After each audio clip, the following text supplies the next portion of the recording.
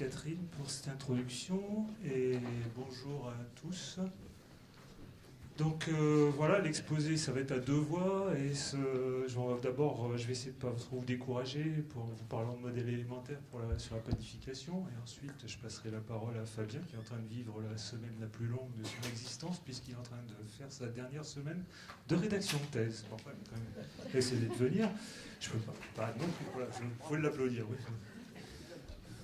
Voilà, donc il va vous parler de sa thèse, et puis cette thèse elle se déroule finalement dans la continuité de ce que je vais vous expliquer. Alors on a choisi de cibler sur le pain, pour autant c'est des problématiques qui sont communes à plein d'aspects de la filière, quoi, ouais. Donc comme des aspects de toute la filière, j'entends par là, boulangerie, viennoiserie, pâtisserie. Alors là j'ai emprunté les diapos, vous avez remarqué que les noms d'auteurs, j'ai mis G.D. Laval, Fabien Leblaise et al. Et parmi les et al, il y a Hubert Chiron, là-bas, à votre extrême gauche. Donc, si vous avez des questions, vous pouvez aussi les lui poser. Je resterai quand même. Je n'ai pas de taxi, mais je suis ici. Et donc, voilà, tous ces problèmes, on va essayer de les traiter à travers simplement le pain, parce que c'est l'aliment le plus familier. Et s'il y avait besoin de décliner des raisons supplémentaires de travailler sur le pain, on verra justement la possibilité d'en améliorer les propriétés nutritionnelles. Or, il y a globalement 4 opérations. Pétrissage, formage, fermentation et détente, et cuisson. Les 4 peuvent se décliner à différentes échelles, illustrées par à la fois l'aspect process ici, les opérations ici, jusqu'au niveau intime de la matière, avec le réseau de gluten illustré. Ici pour le formage, la mise en forme avec l'enroulement, la formulation détente, avec la croissance de bulles sous l'effet de production de levure, sans transition avec l'exposé précédent. Et cuisson ici avec notamment la fusion, gélatinisation de l'amidon. Bon voilà, tout ça, on va essayer de reprendre ça pour vous montrer, j'ai parlé de modèles, donc voilà, ça sont que de petites représentations, mais si on veut modéliser toute l'opération, tout le process, ça va être un tout petit peu compliqué, puisque vous voyez, il n'y a pas finalement 4 opérations pour avoir un process réel, il y en a 6 ou 7. Commencer par le pétrissage, bien sûr, et à terminer par la cuisson. Et à gauche, vous avez les variables de contrôle du procédé, et à droite, les variables d'état telles qu'elles sont définies par le bureau interprofessionnel, et telles qu'elles sont évaluées par les boulangers professionnels experts, en fait. Ce ne sont pas des grandeurs qui sont mesurées, ce sont des grandeurs qui sont évaluées sensoriellement par des experts. Ce n'est pas par un jury, mais par des gens dont c'est le métier. Et le talent. Et donc, vous ajoutez à ça, toutes ces variables aussi, les variables ingrédients ici, bien sûr. Donc, si on veut essayer si je parle de modèle, et si vous vous rappelez vos chères études, si on commence à dire, tiens, je vais mettre des équations dérivées partielles là-dedans, tout ça, c'est pas la peine. C'est pas la peine. Enfin, on peut y arriver ponctuellement pour quelques opérations, mais en tout cas, pas pour la première qui va conditionner tout le reste, le pétrissage. Donc, nous allons essayer d'adopter une autre approche que je ne vais pas décrire en détail, mais qu'on a baptisée sous le nom de code ASCOPIN, parce que ça sonnait pas mal, et puis ça veut dire assemblage de connaissances sur la planification. De quelles connaissances? Les connaissances technologiques, celles par exemple qui consistent à relier ces variables de contrôle avec ces critères de qualité, et des aspects des connaissances plus scientifiques, celles qui viennent de la biblio, parce que si vous regardez sur la planification, même si le corpus bibliographique est largement consacré, voire 90% et plus, à la planification anglo-saxonne, on sait ce que ça donne, on est quand même obligé et on peut en tenir compte. Alors, une fois qu'on a fait ça, cet assemblage, on peut, grâce à l'aide d'informaticiens, avoir une reconstruction d'un raisonnement automatique. Ça s'appelle tout simplement un système expert. On n'emploie plus ce nom-là parce que c'est un petit peu dépassé, et puis ceux-là sont évolutifs maintenant. On appelle ça système à base de connaissances, et l'intérêt d'avoir un outil informatique, c'est qu'après on peut faire des simulations et les confronter à des observations. Donc, on peut déterminer aussi ce qui nous manque comme connaissance, ça peut permettre d'orienter la recherche, un peu de connaissances, et évaluer des mécanismes. Alors, une petite illustration quand même de la difficulté de l'opération, c'est quand même qu'on a, même si vous ne connaissez pas, je pense que vous échappe pas que, une fois qu'on a dit qu'il y avait par exemple 4 variables pour contrôler le pétrissage, ce qui est relativement peu, mais ce n'est pas non plus forcément des variables qui sont mesurables aisément, mais c'est surtout qu'au niveau de la formulation, vous avez au moins une quinzaine de variables pour caractériser les ingrédients. Donc déjà, quand on prend tout ça, et on en évalue 8 à la sortie, c'est 8 variables évaluées sensoriellement. Quand je dis on, toujours pareil, suivez mon regard et mon doigt.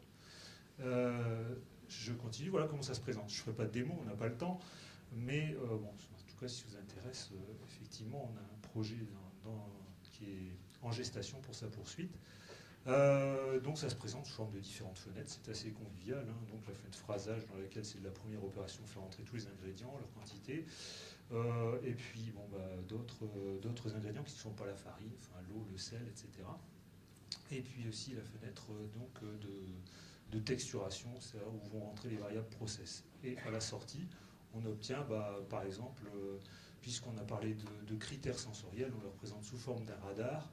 Alors si vous arrivez à lire, peut-être pas, vous voyez les différents niveaux qu'occupent ces variables, on pourrait bien mettre de 1 à 7. Hein. Là on a mis des L, des LVMH, on n'a pas fait allégeance à un industriel du luxe, mais c'est pas ça, c'est L, c'est parce que c'est en anglais, c'est low, V c'est very, et M c'est medium, et H c'est high, élevé quoi, en fait. Hein. Donc voilà, c'est simplement une gradation en anglais, mais c'est pas grave. Alors donc ça vous représente dans certaines conditions, voilà la qualité de la pâte telle qu'elle va être et sa machinabilité pour la suite d'opération. Quand on est en forme, on peut aller cliquer là-dessus et puis voir la raison pour laquelle, par exemple, on obtient une consistance qualifiée de L, low, donc de faible, peut-être un peu trop faible, et on peut remonter aux causes et analyser les causes de ce défaut éventuel. Voilà, donc ça c'est le pétrissage, je jette un blanc. Pour vous dire qu'on peut aussi représenter cette chaîne de manière un petit peu plus simple, de manière, on va dire, un peu plus conceptuelle, hein, si on peut des grands mots. On reprend les 4 principales opérations, disons finalement entre le pétrissage et la cuisson, on a une succession d'étapes de fermentation et de façonnage qui sont un petit peu le secret de fabrication, soit du boulanger ou de artisanal ou industriel. Ces 4 étapes vont fonctionner à partir de variables entrées qui sont essentiellement l'énergie mécanique, bien sûr pour le pétrissage, pour le façonnage aussi. Et les variables sorties qu'on cherche à avoir, c'est une pâte qui a une certaine stabilité, qui a une porosité. Le volume du pain, par exemple, c'est quelque chose qui est très important.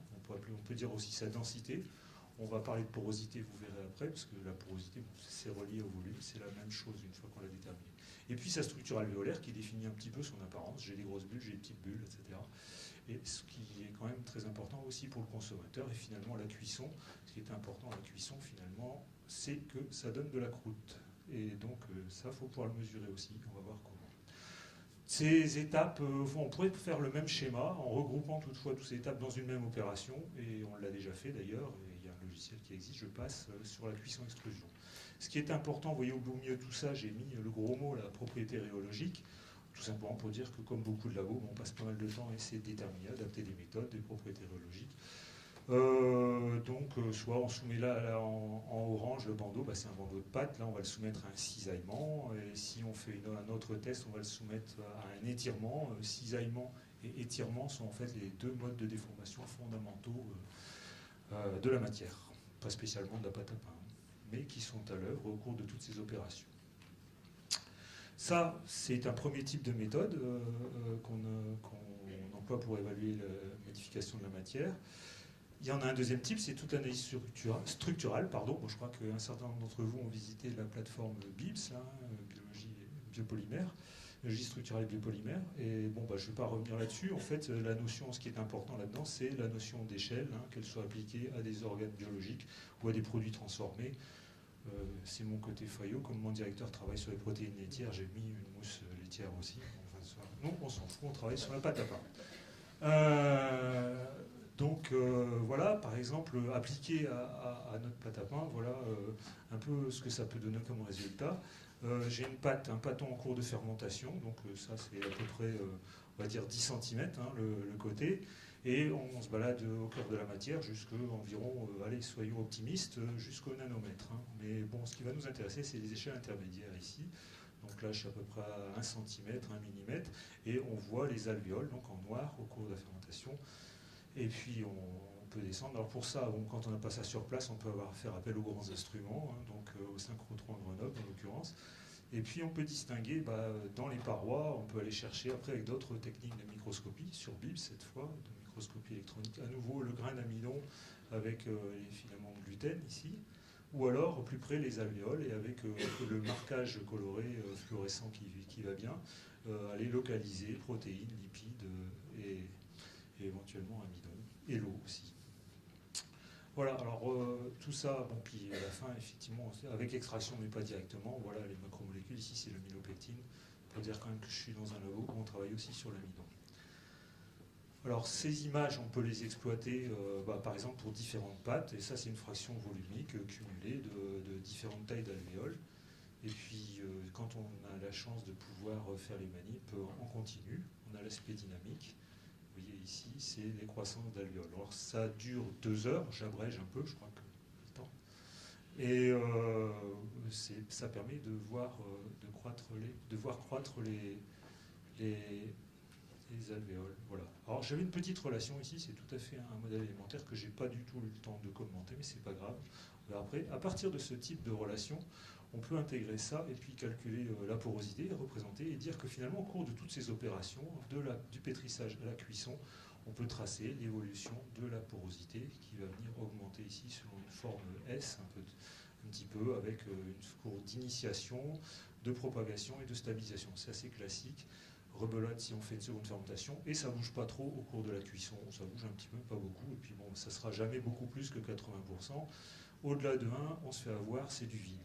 Donc j'ai pas l'intention de parler dans le vide, mais néanmoins, je voudrais dire qu'ici, on a quand même une inconnue ici, c'est qu'on sait pas trop ce que ça devient pendant le façonnage. Donc ça, il faut quand même aller le chercher, c'est un axe de recherche aussi, enfin, sur lequel on consacre un petit peu de temps, parce que c'est important, effectivement, pour la définition de la texture. Et si on ajoute un autre paramètre, donc j'ai laissé la porosité, j'ai parlé structure alvéolaire, on va la définir par un indice, disons, d'homogénéité. Hein. Si j'ai 1, c'est que j'ai des différences de taille assez faibles. Si j'ai quelque chose qui est beaucoup plus faible, ça veut dire que je serai un produit plus hétérogène avec des petites alvéoles et des grosses alvéoles, comme par exemple une baguette tradition, disons.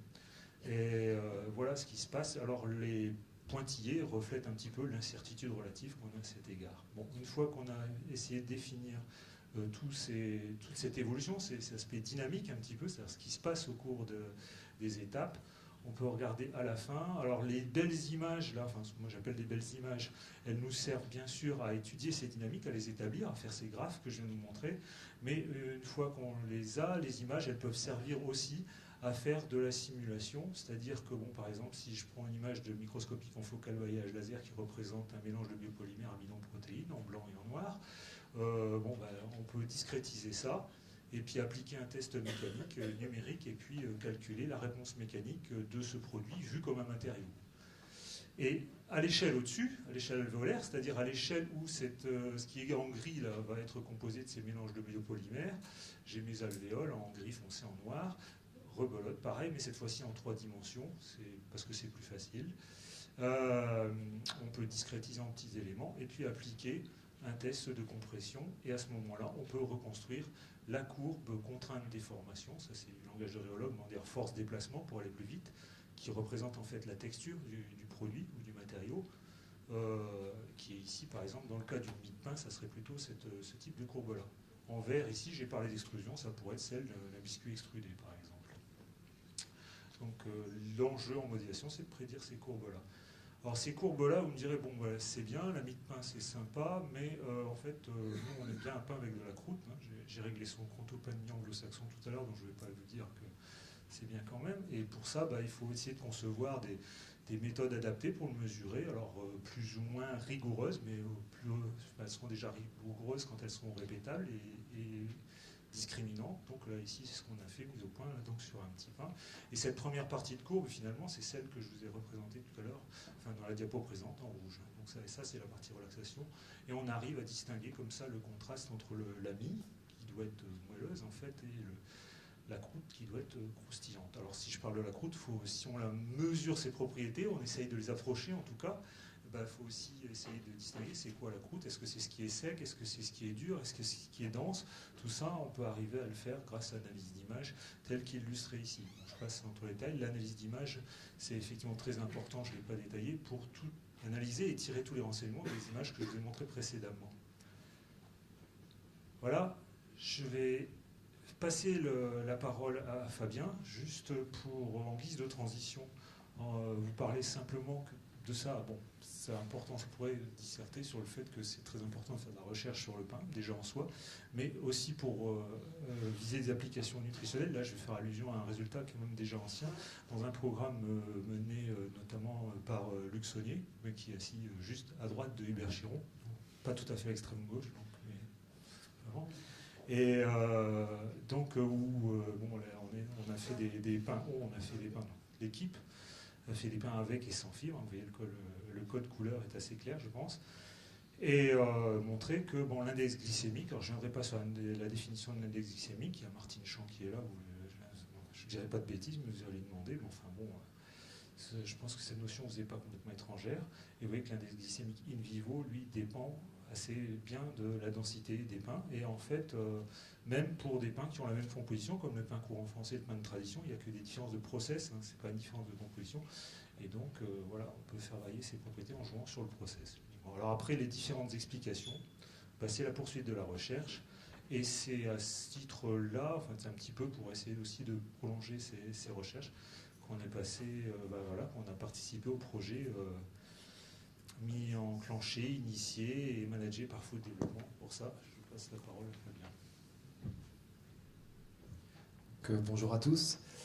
Merci de m'avoir convié à cette journée pour témoigner en fait d'un projet collaboratif initié il y a donc maintenant quasiment 3 ans. Donc, en fait, je travaille donc dans la société Food Développement. Donc, Food Développement, c'est une société basée à Nantes et donc qui a pour cœur de métier d'accompagner les entreprises de l'agroalimentaire donc sur leur processus d'innovation et puis de les aider aussi sur diverses problématiques de R&D. Donc moi, ma mission actuellement chez Food Développement, c'est d'animer et de coordonner ce projet de Pain Essence et puis en parallèle donc de mener des travaux de recherche sous la forme d'une convention CIFRE en fait, qui s'est établie avec l'unité BIA de l'INRA de Nantes. Alors donc Pain Essence, c'est un projet donc, qui a pour vocation de développer donc, une nouvelle baguette française, mais en se basant non pas sur des pains spéciaux, mais en restant sur une matrice à partir une matrice farine blanche, enrichie avec des sons de blé, puis en parallèle de réduire en fait sa teneur en sel. Donc quelques chiffres aujourd'hui, c'est le sel, on a une consommation de pain moyenne par jour qui est environ de 120 grammes de pain, ce qui fait qu'on a un apport de sel d'environ 2 grammes, soit à peu près 25% de nos apports quotidiens. Donc c'est assez conséquent. Concernant l'aspect fibre, 120 grammes de pain, c'est environ 4 grammes de fibre, un petit peu plus, ce qui représente 20% des apports recommandés. Et ces chiffres montrent bien qu'on est encore loin des recommandations des pouvoirs publics au niveau nutritionnel. Donc notre objectif, c'est donc de créer un pain avec une forte acceptabilité par le consommateur. Alors, acceptabilité gustative, visuelle, une acceptabilité en termes de prix. Et donc pour cela, donc on a monté un projet rassemblant 5 entreprises privées, 2 centres de recherche publics et 2 écoles d'ingénieurs. Donc l'organisation du projet est basée sur un processus assez simple de R&D avec une part très importante à tout ce qui est coopération entre partenaires. Donc on peut le voir sous cette forme-là, divisé en silos. Première étape donc, de veille où on a en fait détecté différentes sources de fibres possibles, détecter aussi les principales difficultés engendrées au cours du procédé par l'intégration de fibres, et puis aussi détecter les principales stratégies de réduction de sel qui seraient envisageables en panification. Une phase donc, de R&D la plus conséquente, donc, qui s'est scindée en 2 principales étapes. Une étape technologique, donc, où en fait on organisait des journées de collaboration avec des différents industriels, alors soit au fournil de l'INRA de Nantes, soit dans leur propre fournil. Et puis à partir des préconisations et des espaces produits qu'on définissait, donc on menait des études sensorielles, enfin des étudiants d'ici, donc de l'INRIS, organisaient des séances sensorielles auprès d'un nombre assez important de consommateurs. Phase de transfert industriel, donc qui s'est en fait réalisée plus rapidement que ce qu'on avait prévu et sans vraiment d'embûches. Et aujourd'hui, donc, on est sur la phase de mise sur le marché avec notamment tout un raisonnement et tout un questionnement sur les approches de communication autour du produit, et puis aussi tout un certain nombre de questions autour de la valorisation du projet. Et puis pour cet aspect communication, en fait, on se repose aussi sur une étude à la fois sociologique et de design sensoriel. Et donc, à ce projet-là vient se greffer donc une thèse Parsifal, dont l'objectif principal est d'apporter ou d'essayer d'apporter des réponses à un certain nombre de, entre guillemets, de trous de connaissances identifiés, et notamment au niveau de la conception de l'aliment et puis de sa déstructuration au cours de la mastication. Bon, je ne vais pas trop traîner sur cette slide, c'était juste pour vous montrer un petit peu comment se met en œuvre une thèse CIFRE. C'est un contrat donc, tripartite entre une entreprise française, un laboratoire public et un doctorant. Le doctorant donc, est salarié de l'entreprise sous un contrat CDD ou CDI. L'entreprise, ça lui permet de bénéficier d'une subvention via l'État donc de 14 000 € par an sur 3 ans, plus réduction d'impôts pour le CIR. On est sur un contrat de collaboration entre l'entreprise et le laboratoire. Et puis en tant que doctorant, donc, on se doit d'être inscrit dans une école doctorale et de suivre un certain nombre de formations scientifiques et professionnalisantes. Rapidement, donc, la thèse, donc, elle s'organise en 2 grands volets. Un premier volet plutôt lié à l'élaboration, et notamment essayer de mesurer l'effet des fibres au niveau d'évaluer l'effet des fibres sur l'élaboration, donc aux différentes étapes du procédé de fabrication, et puis donc de caractériser la texture de ces pains. Et puis une deuxième étape, donc plutôt liée à la déstructuration, donc au cours de la mastication, avec mise au point de méthode et puis évaluation des perceptions sensorielles au cours de la consommation.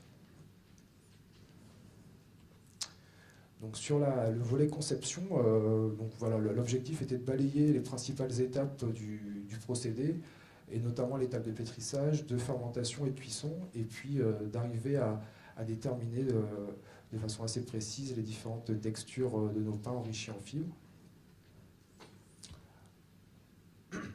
Donc on est parti sur un domaine de composition assez réaliste, en faisant varier donc, la teneur en fibres, la taille des particules de fibres, et puis en essayant aussi d'observer l'effet d'un ajout de gluten sur le comportement de la pâte.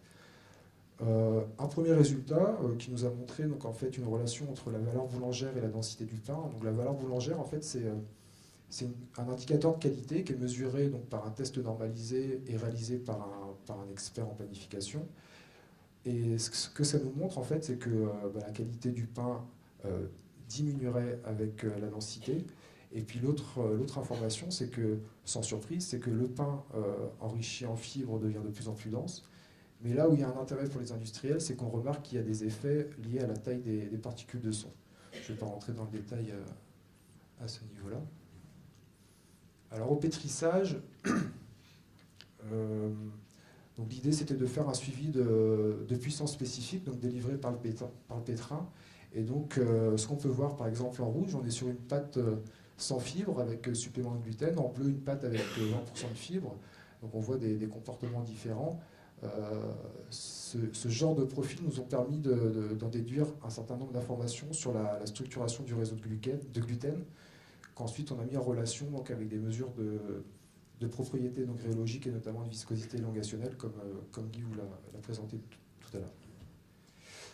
En fermentation, donc l'idée c'était de faire un suivi d'expansion des pâtons, et donc de regarder d'un petit peu plus près différentes cinétiques, alors des cinétiques de porosité, c'est-à-dire d'expansion de la pâte, et puis des cinétiques de stabilité. Donc en guise d'exemple, sur le profil de droite, donc des profils de stabilité, on voit que la courbe en vert dégringole de façon beaucoup plus brutale que la courbe en jaune, ce qui montre que la pâte enrichie en fibres a une perte de stabilité beaucoup plus importante, alors que sur les profils de porosité, ils sont quasiment identiques. Donc, ce genre de résultat présente un intérêt pour les industriels, notamment du projet, dans le sens où on peut essayer de trouver un certain nombre de préconisations, notamment au niveau des barèmes de fermentation. Par exemple, en préconisant une réduction du temps de fermentation, de façon à ce qu'on ait une stabilité acceptable, sans trop modifier donc, le niveau d'expansion. Donc, sur l'évaluation de la texture, donc on a évalué la densité. Comme Guy l'a présenté tout à l'heure, on a fait des mesures par analyse d'image de la structure alvéolaire des différents pains, d'indices de croûte, et puis aussi une évaluation des propriétés mécaniques, Donc ici, c'est un résultat en fait obtenu après compression-relaxation de tronçons de pin par multi-indentation. Donc on en retire à partir des profils obtenus, on en retire différentes variables, et notamment le module apparent qui en fait reflète un petit peu la rigidité de la croûte. Dans notre cas, on l'a montré qu'il reflétait plutôt même la rigidité de l'ensemble du matériau. Ce qu'on voit, c'est que ce module augmente en fonction de la densité des pins, et qu'il est d'autant plus important que la quantité de fibres est importante, avec des variations aussi selon la présence ou non de gluten ou la taille des fibres. En tout cas, ce que ce résultat met en avant et apporte pour les industriels, c'est que la densité, finalement, on sait qu'elle a un rôle important sur l'acceptabilité finale du consommateur, et que donc, à partir d'une caractérisation de texture, on va être capable de moduler, par exemple, par un effet de formulation, un effet de procédé, de nouveaux pains. Et c'est ce qui a été fait dans le cas du projet, suite à ces résultats.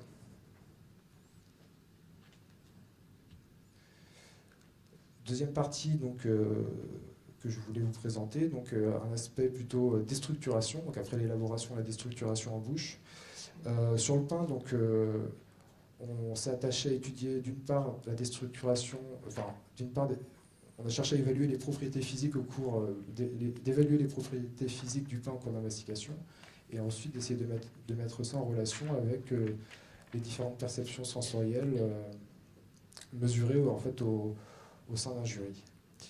Les méthodes en fait d'évaluation des propriétés physiques sur une matrice telle que le pain sont assez rares, donc ça a nécessité donc la mise en place de deux méthodes. Je vais vous en présenter qu'une.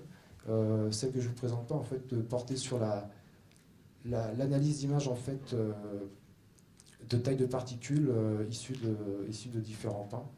Celle-ci en fait fait attrait en fait à l'évaluation des propriétés rhéologiques par une. J'accélère. Donc on évalue en fait les propriétés rhéologiques du bol à différents temps de la mastication par des mesures de force basées sur la rhéométrie capillaire. Et ça nous permet en fait de discriminer différents pains à différents temps de la mastication, et c'est une méthode qui a été appliquée ensuite et validée à l'échelle d'un panel. Au niveau sensoriel, donc il faut quand même le dire, ici à l'INRA, en tout cas dans l'équipe BIA, il n'y avait pas vraiment d'expertise sur des méthodes sensorielles, donc on a, au cours du projet, été donc, dans un centre, dans un autre centre INRA, au GMPA donc de Grignon, pour se former et puis transférer ces méthodes qu'on a donc appliquées ici à Oniris dans le cadre d'un stage ingénieur. Alors bon, je vais pas vous présenter la méthode. En tout cas, bon, peut-être juste le résultat, c'est que sur deux pains à composition variée, on voit qu'il y a des effets de perception au niveau d'un groupe de juges entraînés, notamment sur la perception salée et le vin, qui nous permet en fait de tirer des conclusions et des perspectives de travail sur le levain à terme. Voilà. Et puis c'est un projet qui nous a permis aussi de valoriser nos résultats et de faire parler du projet Panescence, donc à travers différents congrès, à travers la rédaction de différents papiers. Merci.